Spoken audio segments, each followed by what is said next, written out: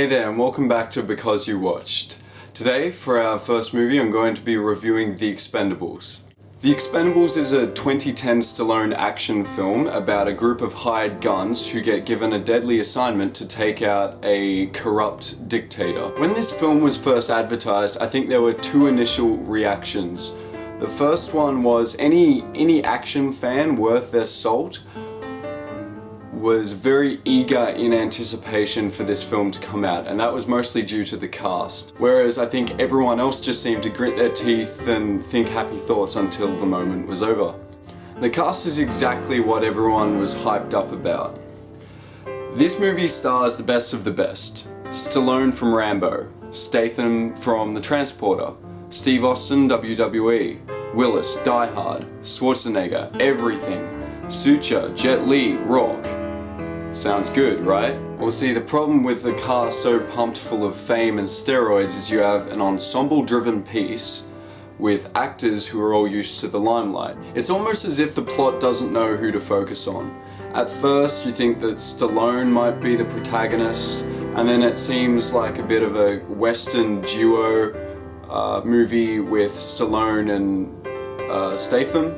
And then sometimes it just seems to focus on the entire cast, and in the end you just don't know who you're following, and it's pretty damn annoying. The acting, while good, gets a bit repetitive and boring. It's your typical action cliche with the squinted eyes, the harsh cold expression, voices 6 decibels above normal and 8 octaves below the average. In layman's terms, it's like listening to this for 5 hours straight. See, this movie is exactly why you can have too much of a good thing. Stimulus generalization is basically written all over this movie. If by 5 minutes in you hear an explosion or see someone die and you're not surprised, then there's something very seriously wrong with you. Overall, this movie is total garbage.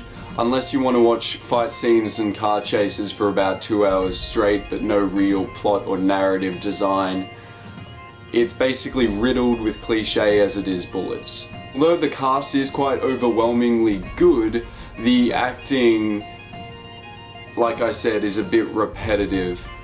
It's sort of like having a chicken burger with just chicken. No bread, no avocado, nothing interesting. It's basically like eating an entire kilo of chicken.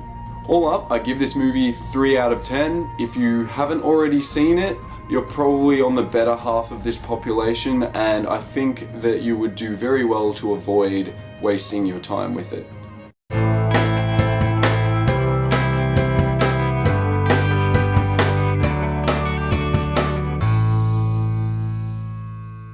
The second movie I'll be reviewing today is To Sir with Love. This is a 1966 drama film done by James Clavell, and it's filmed in Technicolor back in the day. It stars Sidney Poitier as a black British teacher who tries to take on some of the East End of London's worst teens and tries to give them a step up on life by schooling them in some valuable life lessons. It basically details his struggle against these 60s working class teens and all of the angst and the issues surrounding teenagers of the time. I was initially shocked because of my expectations for this film. It was shot in the late 60s, so we have the sexual revolution and the racial acceptance of certain minorities of the time, especially in America and the UK. So in the first scene, when two old ladies managed to talk about their sex life, it did wake me up a little, considering I watched this at about 1 o'clock in the morning, and it did also make me feel like, throwing up. Sidney's character, Mr. Thackeray, does occasionally have to put up with his older colleagues' old-fashioned, occasional racist slips. There is some great cinematography and camera work in this film, especially for the time. I actually was pretty inspired by some of the focus pulls and some of the camera work that just made the conversations a little bit more interesting, because after all, I'm not entirely a drama fan, but this movie did really do it for me. I think this movie actually taught me something. It's full of a lot of rich, valuable life lessons that still stand today, and for a movie that's nearly 46 years old, I think that's pretty damn good for a movie. The film features a photo montage, which is a storytelling device that not many people would use nowadays. And I think that's kind of cool looking back in a kind of retro sense.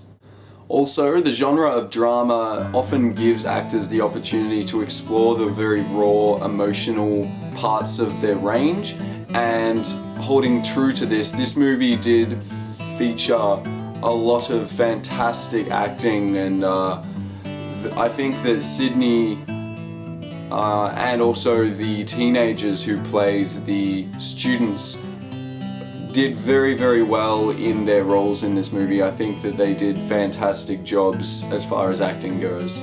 I really highly recommend this movie. I give it 9 out of 10. It's still a classic movie, and I think that if you haven't seen it, you really should scrounge around, see if your parents have seen it or if they own it. After all, that's how I heard about this movie. It's one of my mom's favorite films. And yeah, it's definitely worth a watch, so check it out. That's all I've got this week, guys, and I really hope you've enjoyed it. I'd like to thank some of my friends, Trent, Alex, and Danny, even though I don't think I've even met you, for helping me spread this. Dominique Hepworth, my god, I hope I said that right.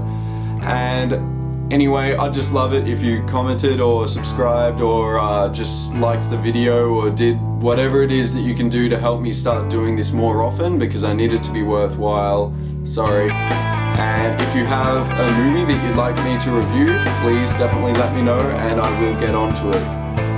So, thank you for watching and I will see you soon. Bye bye.